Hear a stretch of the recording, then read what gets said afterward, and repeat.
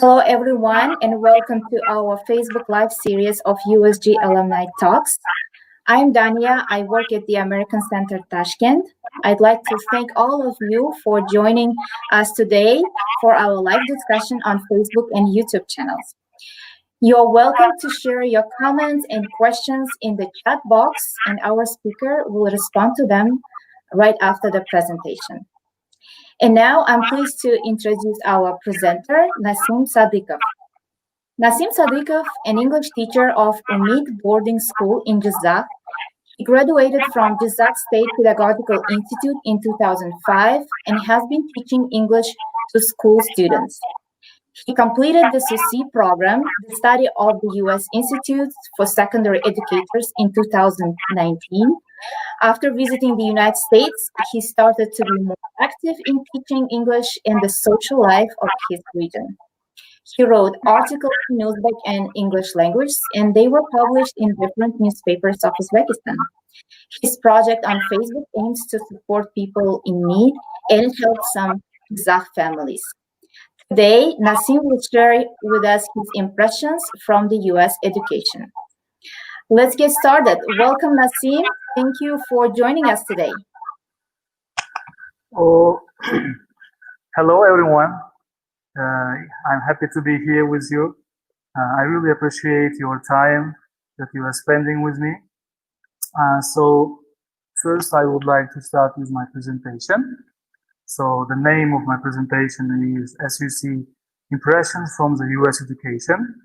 Here I'm going to speak about what I learned from the U.S. education and some other experience that I gained there, and some of photos that I took during my studies in the USA.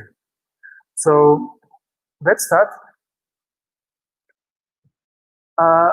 First, I would like to speak about the study program that I participated in. The study program is SUSI program. It's a study of the U.S. Institutes for Secondary Educators, and it is for English teachers, especially, and it's organized by the U.S. Department of State for Educational and Cultural Affairs. During this program, we traveled to 3 U.S. states. It's like Montana, North Carolina, and Columbia. And there we explored the society, culture, values, and the institutions of the USA. And the program lasted 5 weeks. Of course, it's a short-term program, and the 5 weeks we were in the USA. Okay, and here we can see the University of Montana, where I studied. I studied here with 17 teachers, international teachers, my colleagues, and they came from all over the world. And I really enjoyed the time I spent here. So we spent here about 25 days. Here you can see some photos. So the day when we get the certificates, we got the certificates, and some photos with my colleagues and friends.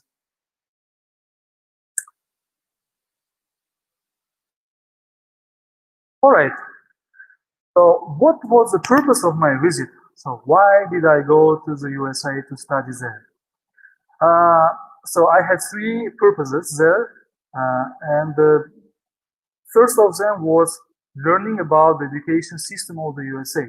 So I am, as an English teacher, thought that I had right to learn about the country that I've been teaching or I've been taught so many years. And I should know what is it like, how is it like, and how do people live there, and how do people learn and teach there. So that's why my purpose was learning the education system of the USA as an English teacher. And second one, I wished to compare the Uzbek and the US education systems. So what is the difference? Why the American universities are like in top 1,000 or top 500 list of universities of the world, and what makes them so much successful, you see. And moreover, I tried to learn how do people study there, and I was given a chance to visit the schools and to communicate with the people in schools. And the question I had in my mind was, so what can I take home from here? And how can I share my experiences with my colleagues after going back? So, and how did I gain experience? And where did I gain experience? I gained my experience in American secondary schools, in public education institutions, and learned the work process there. And moreover, I had a great opportunity to live with an American family for a couple of days, to eat with them, to breathe with them, to work with them. And during the couple of days, during this period, I learned a lot that I really needed. And during the study program, we visited the US Department of Education, which was quite nice place. We talked to the staff who works there, to the people who work there. And here, one more photo.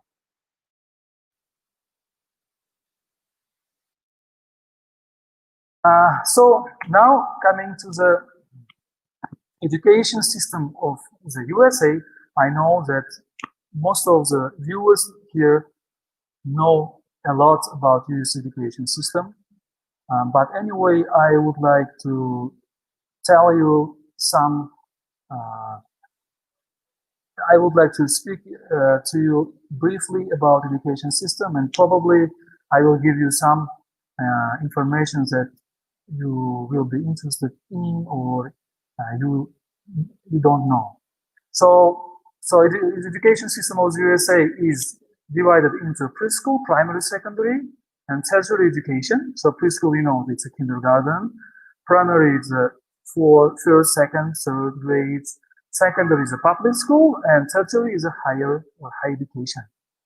And the education of the United States is controlled by federal, state, and local government. And what is interesting that if there are 50 states in the United States, so each state has its own education system, which is really interesting. And so they can make decisions by themselves. And so it was really like, it surprised me. And moreover, public schools students have the opportunity to choose their favorite subjects throughout the year and learn more about those subjects. This is what we are experiencing nowadays in our schools. For example, if the student, he or she, would like to learn physical education, she would like to have more lessons, so she chooses this subject, and she or he becomes a member of a school team and tries to be more involved in sports activities at school. And American students are graded with ABCD, so there's a big difference between American grading system and ours. So we usually grade with 5, 4, 3, 2, so they grade with ABCD, and teachers do not announce their students' grades in public like we do in our classrooms, but they send the students' marks to their parents 4 times a year. So this means they do it online, and parents can always know what is going on at school with the grades of their children without going to school. And coming to the students' uniform, so I know that many of you watched American movies, so they are quite popular all over the world. And to me, so it was quite unexpected when I saw students or pupils coming to school without wearing school uniforms at all. So they were in colorful clothes and the latest fashion, I can say. But it doesn't mean that all the schools in the USA do not wear uniforms. They do wear uniforms, but in some schools. But most of the schools usually don't have students who follow the rules like wear uniform or be formal when you are at school. So here's one example. This is a school, big high school in state of Montana, so that I love very much. So we visited the school several times and became friends with some of the pupils. And here we can see the students who took photo with us, with my colleagues, and none of them is wearing uniform, as you can see. So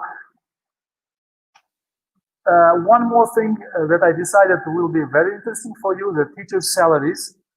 How much do the teachers at school earn in the USA? So this is a very interesting question, right?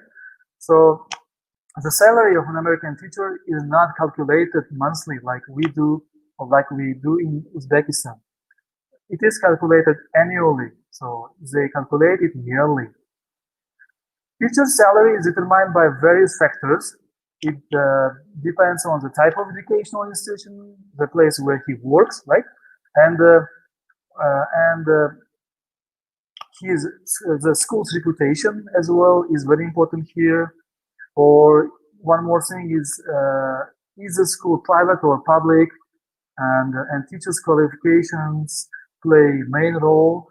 And of course, their salary depends on all these things.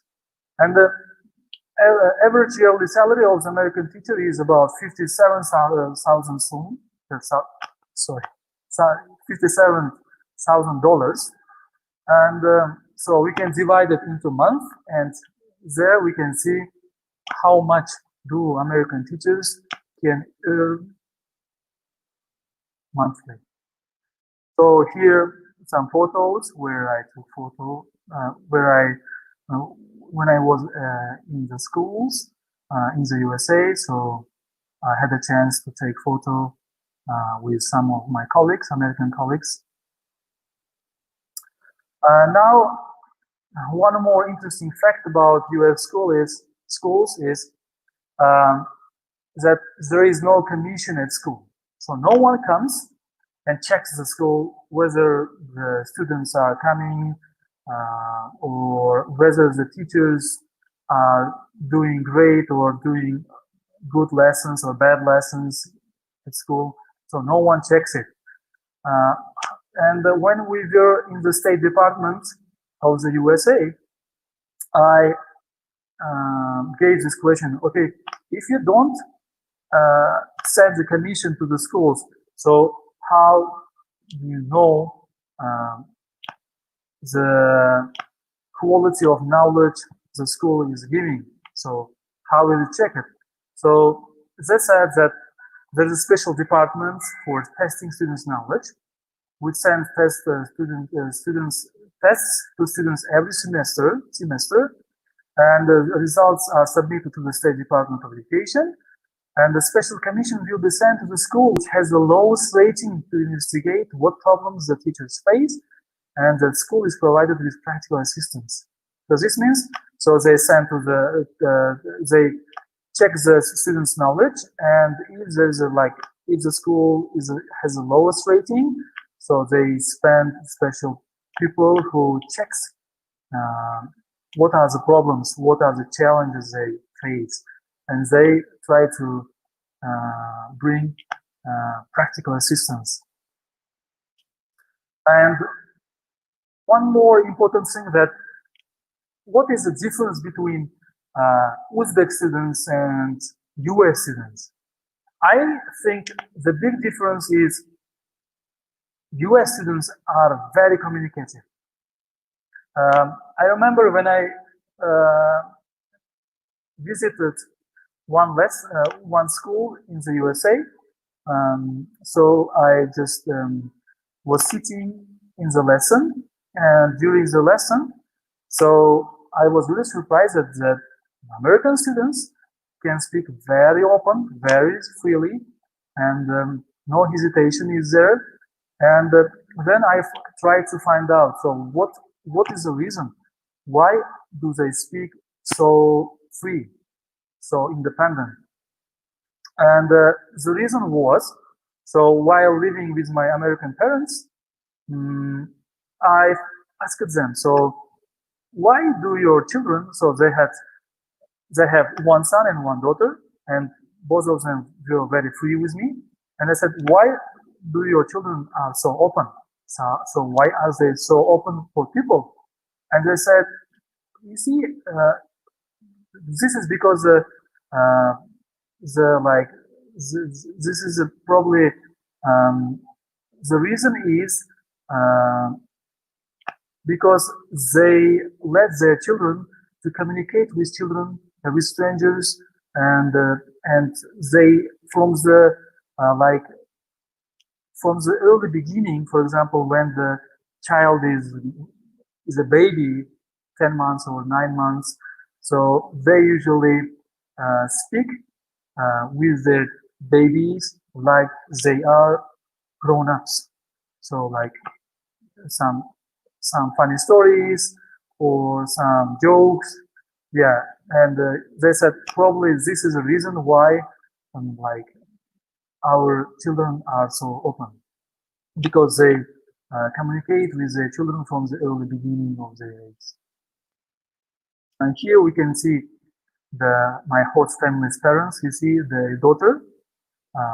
She is like drawing a picture on my hand, and so in the second photo you can see the other kids, and so they are so they are very open, and you see we met with them just the day before, and they are like very close with us, like close friends.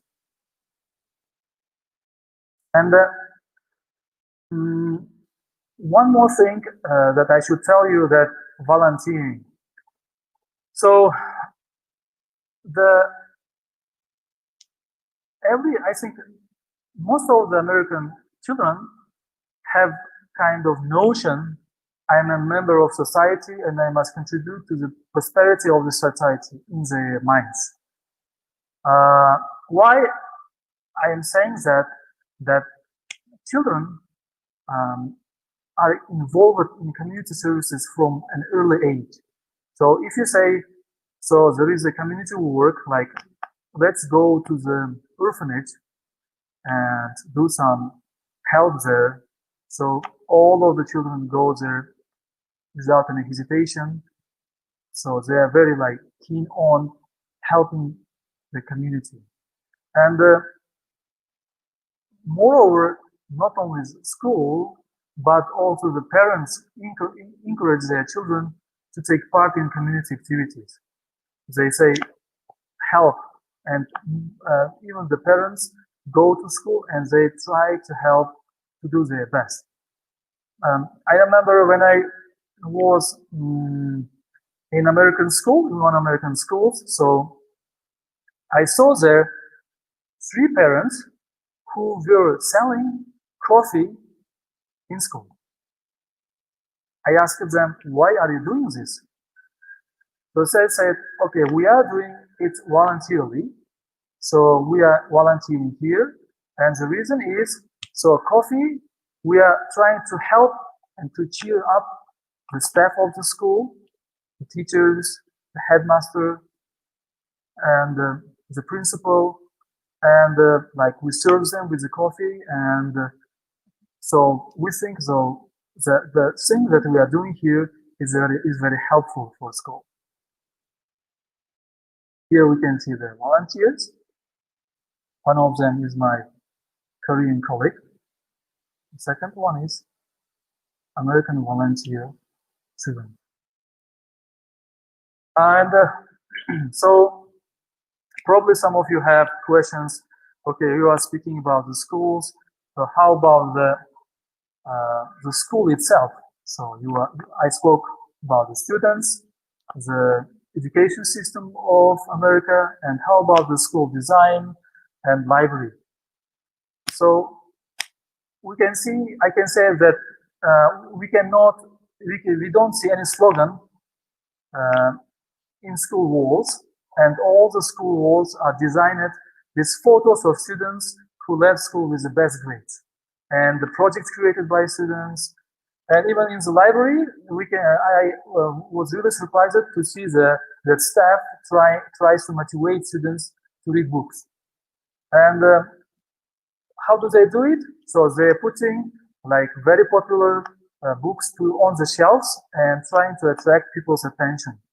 And moreover, you can find the big puzzles at the book registration desk, where any student who visits library can come and like do puzzles. So here you can see the school design, the walls of the school. It's quite interesting, very creative. And all this was done by students. Yeah, here is the classroom. So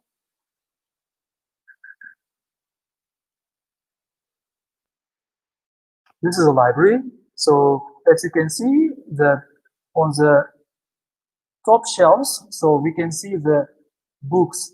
These books are the very popular books like Harry Potter or like Lord of the Rings. So the library staff usually puts them in order to attract more attention of the students. And one more thing, a very interesting thing is, so there is a special bookshelf in American schools. So it's called like free books. So anyone who would like to get something free for his like library collection, his private library collection, he can come and take any book. And who brings those books? Okay, parents do it. Parents bring the books and they put it to the free bookshelf, and the student can come and take any book for free. Here we can see the audiobook shelf.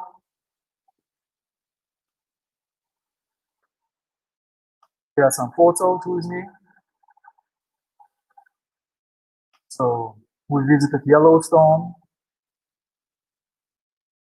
There are some sports, very exciting.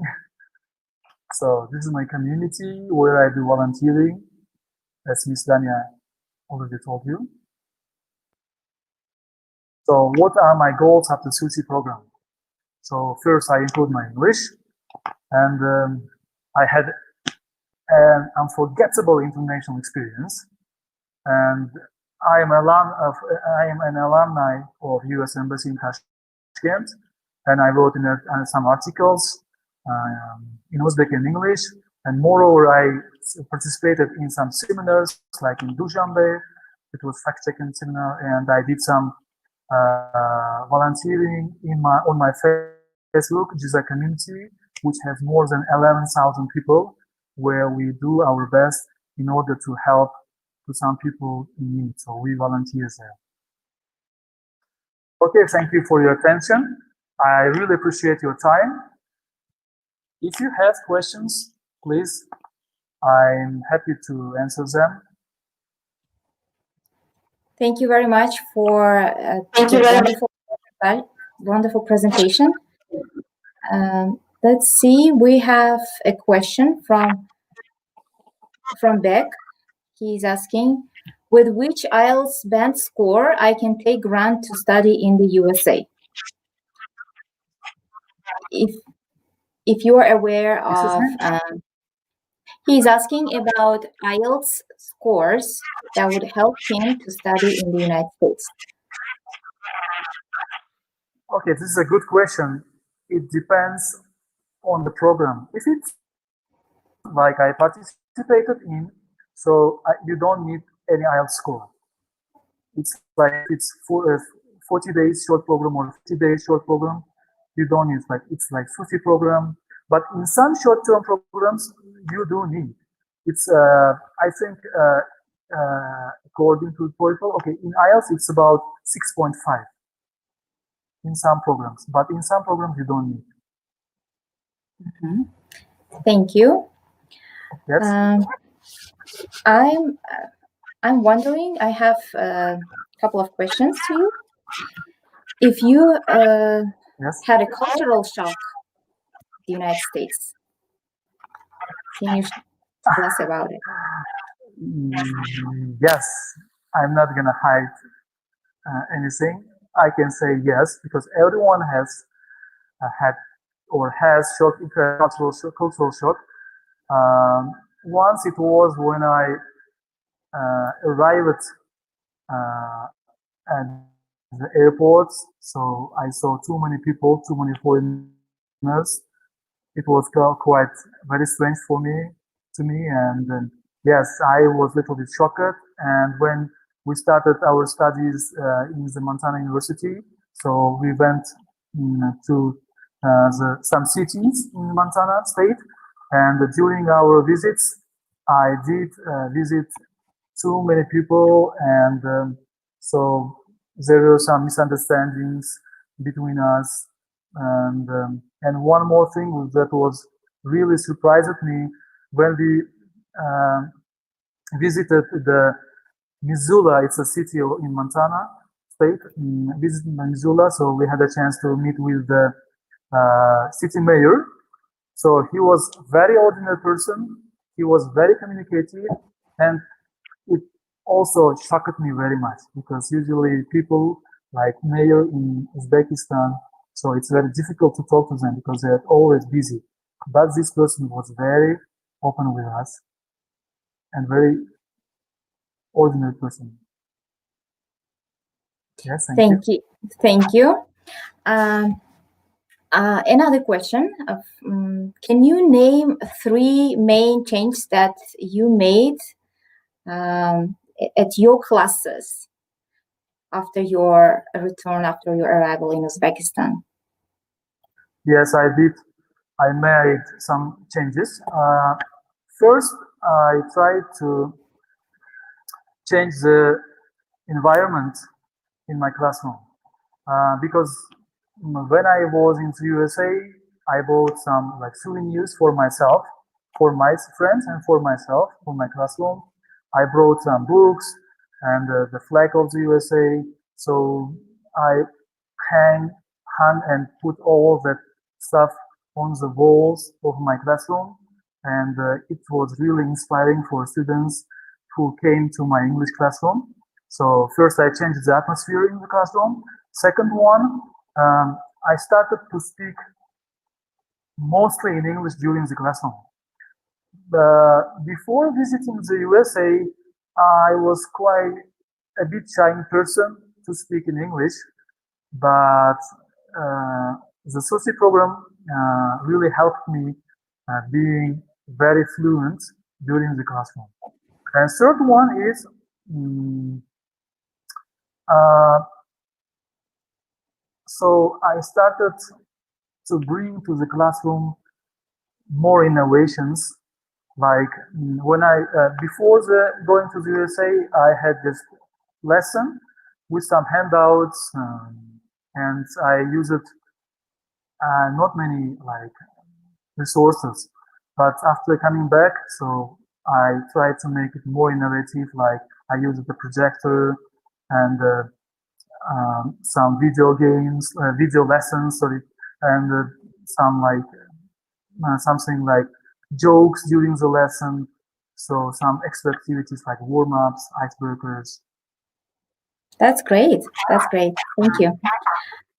Can you tell us a little bit about sport activities in the US schools? Uh,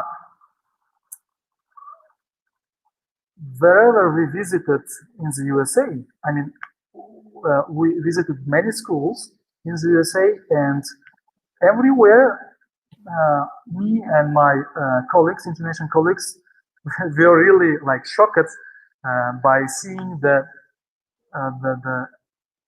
gyms and sport like halls in schools because they were very huge, too high, and they have too many facilities. Like even they are so modern, and so because it was like summer, I didn't see any student who was involved to the PI lessons.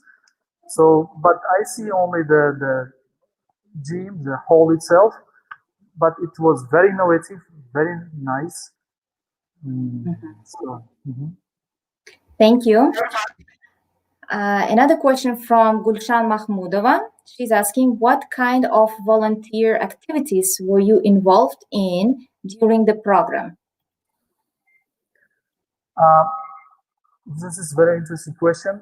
This is what I didn't say during my speech. So, well, during the program, we visited the organization which was called Food Bank. It's like very interesting name, right? Food Bank. So when we visited the place, I understood that the place is for homeless people and for some people who really need for some help, like who need food or some other stuff for his house. And it was kind of place where the people, it was kind of organization where they were being supported with kind of like food stuff. And there I saw many volunteers, many students, many old people, even kindergarten children who were volunteering there. And we asked, can we please help this? And they were happy to give us some like food and asked to pack it. So we packed it with pleasure because it was volunteering. Yes, we did. We were involved to volunteering activities. That's great. Yeah, volunteering is very popular in the United States. Yeah, sure. Okay, let me check if you have more questions. I don't see any more questions. I want to thank you for your wonderful presentation, for sharing your insights and experience with us. It was really interesting. I also want to thank our viewers for joining us today. And to remind that next Wednesday, we will have another USG Alumni Talks. So join us on the American Faces in Uzbekistan Facebook page and YouTube channel. Yes, thank you too. It was nice to spend time with you. Can we hold on for a minute? I see a question. Yes. Islam Rahmatov is asking, can you suggest me better universities which I can take grant with my band score 6.5? And about with how much money I can survive in the USA. So anyway, thank you for your question, but unfortunately I cannot give you the exact information about your question because as I already said that I participated in just 40 days study program, and you would better to ask someone who studied in like Fulbright programs. I'm sorry, Islam Rahmatov. Okay, thank you. Yeah, that was the last question. All right, thanks again. See you next time on the USG Alumni Talks. Thank you. Stay safe and healthy. Bye-bye. Thank you. Bye. Thank you. Bye.